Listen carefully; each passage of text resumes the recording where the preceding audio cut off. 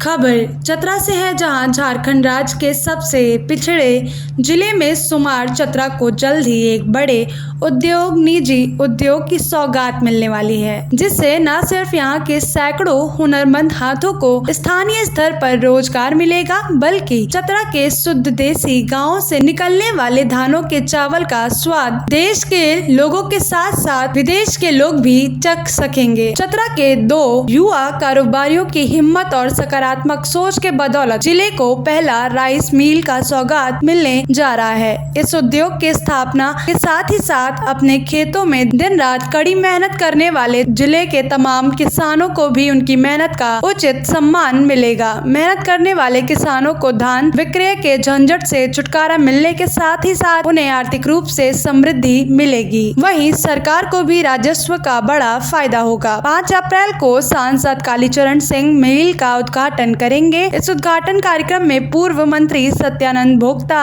समेत आधा दर्जन विधायक और डीसी रमेश घोलाप समेत जिला के कारोबारी अधिकारी और किसान उपस्थित रहेंगे। दरअसल चतरा से पढ़ लिख कर देश के सबसे अमीर शहरों में शुमार पुणे में लाखों रुपए के पैकेज पर नौकरी करने वाले चतरा के लाल की सकारात्मक सोच के बदौलत यह सफल हो रहा है। किसानों के राइस मिल का सपना चतरा के 2 युवा कारोबारियों के संघर्ष और जुनून के कारण पूरा हो पाया। लगभग 10 करोड़ रुपए की लागत से राइस मिल की स्थापना की गई। इसमें सरकार ने युवा कारोबारियों के हिम्मत और जज्बे को देखते हुए सरकार की नीति के अनुरूप उन्हें प्रोत्साहन हेतु 40% सब्सिडी दिया है। चतरा के युवा कारोबारी इंजीनियर भास्कर मिश्रा और उनके दोस्त उदय, जिनकी जोड़ी ने 3 वर्ष पूर्व चतरा में किसानों के समस्याओं को देखते हुए राइस मिल की स्थापना का मन बनाया था, जिसके बाद दोनों ने अपनी तमाम संपत्ति और निजी पूंजी को दाव पर रखकर इसे पूरा करने का मन बना लिया था, जिसका नतीजा यह है कि 3 वर्षों में दोनों दोस्तों के कड़े परिश्रम से आज उनका सपना साकार होने जा रहा है। राइस मिल के मालिक युवा कारोबारी इंजीनियर भास्कर बताते हुए कहते हैं, वह पुणे में इंजीनियरिंग करने के बाद बड़ी कंपनी में नौकरी कर रहे थे। इस दौरान उन्होंने देखा कि मुंबई में अन्य दूसरे बड़े शहरों में काम करने वाले ज्यादातर मजदूर तबके के लोग झारखंड और बिहार के ही होते हैं, जिन्हें कड़े परिश्रम के बाद भी उचित अधिकार नहीं मिल पाता। पूछने पर बताते हैं कि किसान होने के बावजूद वे अपने गांव में खेती नहीं कर पाते, क्योंकि उनके द्वारा उत्पादित धान का उचित लाभ उनके बजाय दलाल ले लेते हैं। इसके बाद इंजीनियर भास्कर ने जीवन में कुछ बड़ा करने का संकल्प लिया और लाखों का पैकेज छोड़कर अपने शहर चतरा लौट गए। यहाँ लौटकर उन्होंने अपनी योजना से अपने किसान मित्र उदय को अवगत किया। इसके बाद उनके दोस्त ने भी उनके संकल्प को साकार करने में अपनी हामी भर दी। फिर क्या, दोनों ने मिलकर किसानों के कल्याण को लेकर उद्योग स्थापित करने की दिशा में बड़ी उड़ान भरी और आज वे दोनों सफलता के मुकाम पर आ खड़े हैं। एक्चुअली हम लोग के लिए भी एक सपने जैसा था। मैं पुणे में रहता था, जब इंजीनियरिंग के बाद वहाँ जॉब करता था, तो जब वापस चतरा आया तो 2 चीज़ों की यहाँ पे बहुत कमी दिखाई दी। पहला कि किसानों को ठीक रेट नहीं मिल रहा था अपने प्रोडक्ट का।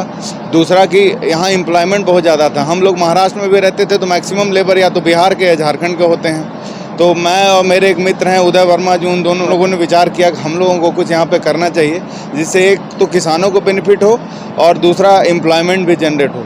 तो हम लोगों ने फिर यहाँ राइस मिल की शुरुआत करने का सोचा। अभी 2 साल 2.5 साल का मेहनत हम लोगों ने किया इसके इंस्टॉलेशन कमीशनिंग में, और अभी ये स्टार्ट होने पे है, तो अच्छा लग रहा है। इसकी जो कैपेसिटी है वो 12 टन पर आवर की है। 1 घंटे में ये 12 टन धान का कुटाई करेगा।